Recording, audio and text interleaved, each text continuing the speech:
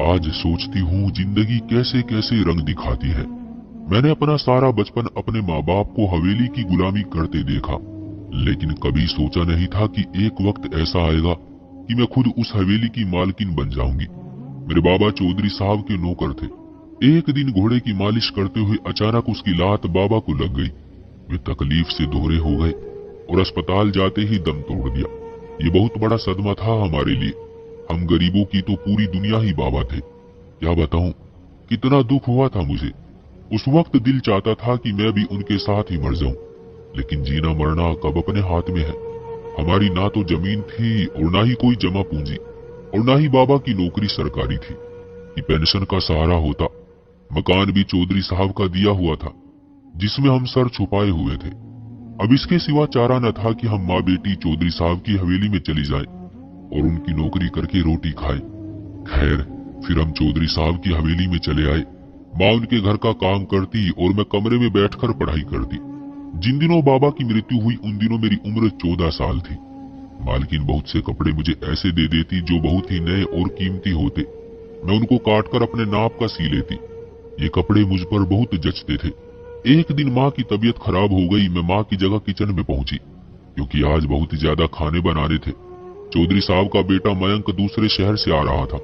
मालकिन ने बेटे का कमरा खोल दिया और मुझे काम समझा दिया। मैंने अच्छे से सफाई की और हर काम वैसे ही किया जैसे मालकिन ने मुझे समझाया था। आज उनके कुछ रिश्तेदार भी आए हुए थे, लेकिन मैं उनके सामने न गई, बल्कि अपने काम में बिजी रही। दूसरी नौकरानी लड़की ने खाना लगाया और खाली बर्तन लाकर किचन में रख दिए, जो मुझे ही धोने थे। मैं बर्तन धो रही थी कि एक खूबसूरत जवान लड़का किचन में आया। उसने मुझे देखा तो चौंक गया, फिर जेब से 100 रुपए का नोट निकाल कर मुझे दिया और मेरे बनाए खाने की तारीफ की। मैं बहुत खुश थी। काम खत्म करके माँ के पास आई। मैंने उनको बताया कि मयंक ने मुझे 100 रुपए इनाम दिए हैं। माँ बोली, ख्याल रखना कहीं इस बात पर मालकिन नाराज ना हो जाए। बचपन में मयंक बहुत शरारती हुआ करता था। ये ना हो कि अब भी कोई शरारत ही कर रहा हो। एक दिन मैं किचन में काम कर रही थी कि मयंक पानी पीने के बहाने आ गया। मुझसे बातें करनी चाहिए, तो मैंने कहा, आप मुझसे ज्यादा देर बात मत करें, मेरी माँ खफा होंगी। तुम उनकी परवाह मत करो, मुझे तुम्हारी मर्जी चाहिए। मैं तुमसे शादी करना चाहता हूँ। ये ऐसी अनहोनी बात उसने मुझसे कह दी थी कि मैंने एक गहरी सांस ली। ये क्या कह रहे हो? अगर मालकिन ने सुन लिया तो खड़े खड़े हमको घर से बाहर निकाल देगी।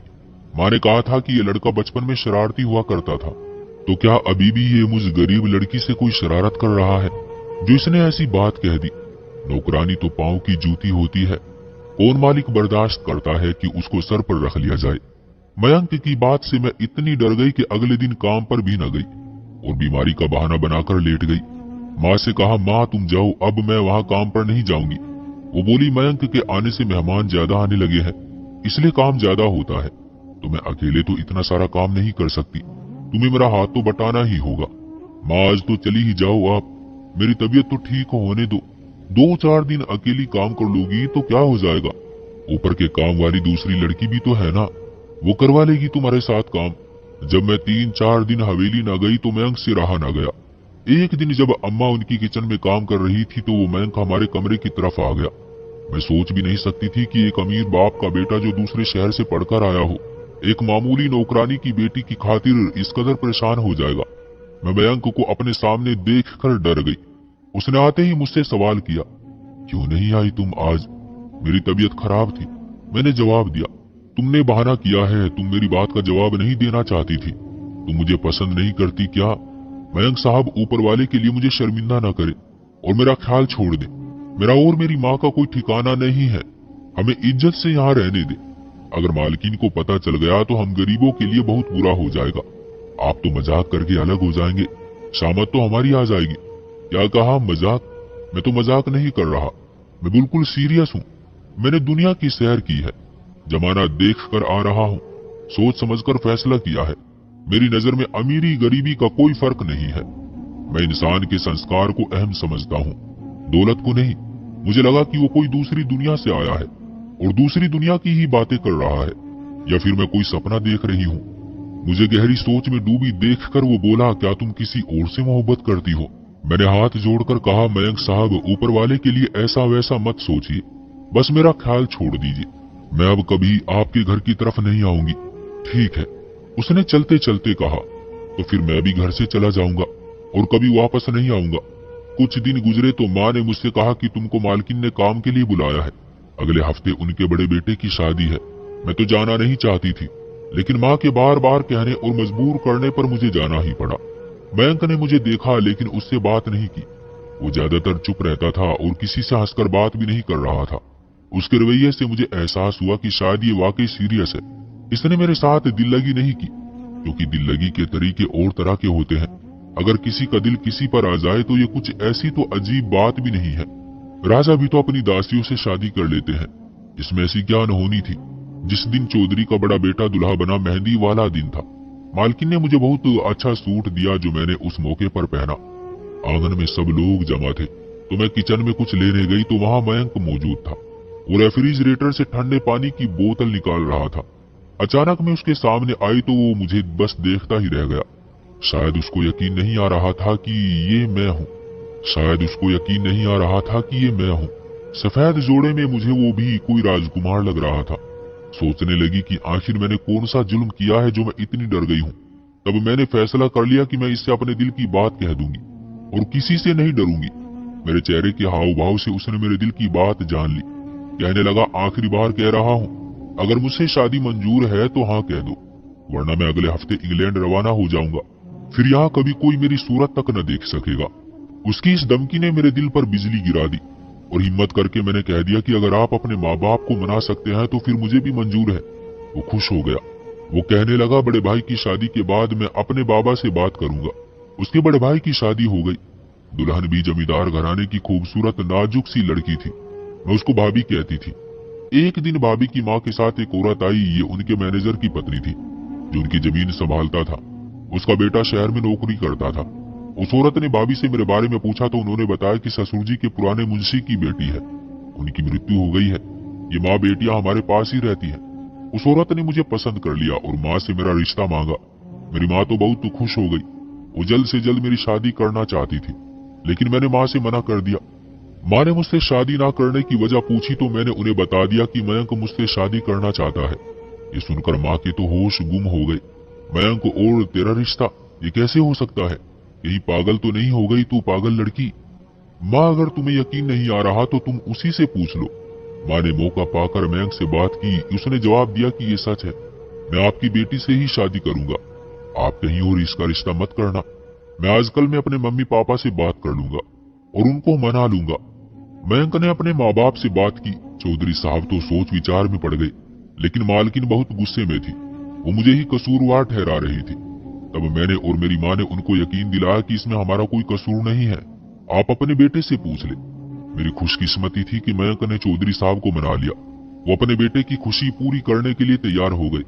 मालकिन कुछ ना कर सकी, क्योंकि इस घर की रीत यही थी कि रिश्ते नातों में मर्दों की चलती थी। मालकिन ने अपने बेटे को न जाने क्या बुरा भला कहा कि वो घर ही छोड़कर चला गया। अब वो पछताई और गुस्सा हम लोगों पर निकाला। उन्होंने हमें क्वार्टर खाली करने को कहा। तब माँ ने अपना तिरंग उठाया। उस वक्त चौधरी साहब भी घर पर नहीं थे। हम उनकी हवेली छोड़कर करीबी गांव माँ के एक रिश्तेदार के घर आ गए। ये माँ के मामा के बेटे का घर था। उस वक्त तो उन्होंने हमारा आना खुशी से कबूल किया, लेकिन हमें पता था कि हमारा कुछ दिन का ही बसेरा है यहाँ। इधर चौधरी साहब बेटे की तलाश में मयंक के एक दोस्त के घर पहुंचे। बाप उसको समझाकर घर ले आया और मालकिन को समझाया कि अपने बेटे की खुशी में रुकावट मत बनो।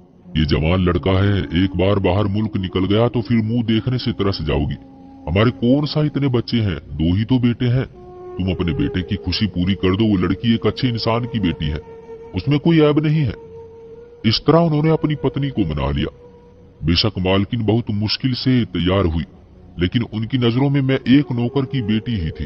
वो मेरे बाबा की शराफत और वफादारी को भुला बैठी थी। तो उसने शर्त रखी कि लड़की की शादी उसके मायके में होगी और हम बाद में उसको जाकर ले आएंगे। तो मेरी शादी माँ के मामा के बेटे के घर हुई। बाद में चौधरी साहब मुझे अपनी हवेली ले आए, क्योंकि मयंक को वो खोना नहीं चाहते थे। ये कोई फिल्मी कहानी नहीं, हकीकत है कि मुझे उस बड़े घराने ने अपना लिया और मैं चौधरी साहब की बहू बनकर हवेली में उतरी। हवेली की औरतों का बर्ताव शुरू में मेरे साथ अच्छा नहीं था।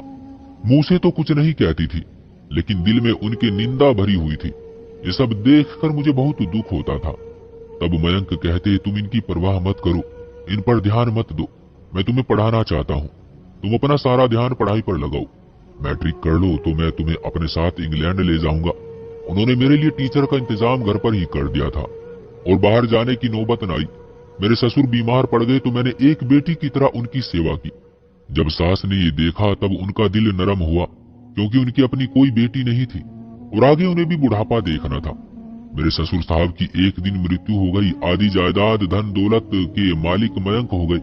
उन्होंने अपनी अलग कोठी बनवा ली और हम वहां रहने लगे। वक्त गुजरता गया, मेरे 3 बच्चे हो गए। अब इन बच्चों की वजह से मैं सास की मोहब्बत की हकदार बन गई। हम गर्मियों की छुट्टियां शहर से आकर उनके गांव में गुजारते। बेशक मेरी सास मुझसे प्यार नहीं करती थी, लेकिन वो अपने पोते पोतियों से बहुत प्यार करती थी। मैं जब भी हवेली आती थी उनकी हवेली में डर डर कर कदम रखती थी। लेकिन जब वो एक दिन बहुत बीमार हो गई तब उन्होंने मुझे कहा, बेटी अब तुम यहाँ मेरे पास रहो, मुझे तुम्हारी जरूरत है। उन दिनों उनको मेरी बहुत जरूरत थी। मैं उनका ख्याल रखती, उनकी सेवा करती। उनको दिल का अटैक हुआ था। मैंने दिन रात एक कर दिया, हर पल उनकी सेवा में हाजिर रहती थी। फिर उनकी मृत्यु हो गई और उनकी मृत्यु के बाद हवेली में मुझे भी उतना ही हक मिला जितना मेरी जेठानी को मिल रहा था। मैं मयंक की हिम्मत की दाद देती हूँ। उन्होंने हिम्मत की, वरना मैं कहाँ हवेली की मालकिन बनने का ख्वाब देख सकती थी। इंसान की कदर होनी चाहिए, रुपये पैसे की नहीं। मयंक ने मुझे इज्जत दी थी और मैंने खूब उनके माँ बाप की सेवा करके उनका दिल जीता। आज मेरे पास सब कुछ है। बस इस बात की इच्छा है कि ऊपर वाला मेरी औलाद को भी कामयाब करे और वो अपने पिता मयंक की ही तरह हो, जो इंसान की कदर जाने, रुपये पैसों के चक्कर में फंसकर जिंदगी की रंगीनियों में उलझ न जाए। क्यों दोस्तों, आपका क्या कहना है इस कहानी के बारे में? कमेंट करके हमें जरूर बताएं। वीडियो को लाइक कर दीजिए और चैनल को सब्सक्राइब कर लीजिए। मुझे दीजिए अगली वीडियो तक इजाजत। तब तक के लिए धन्यवाद।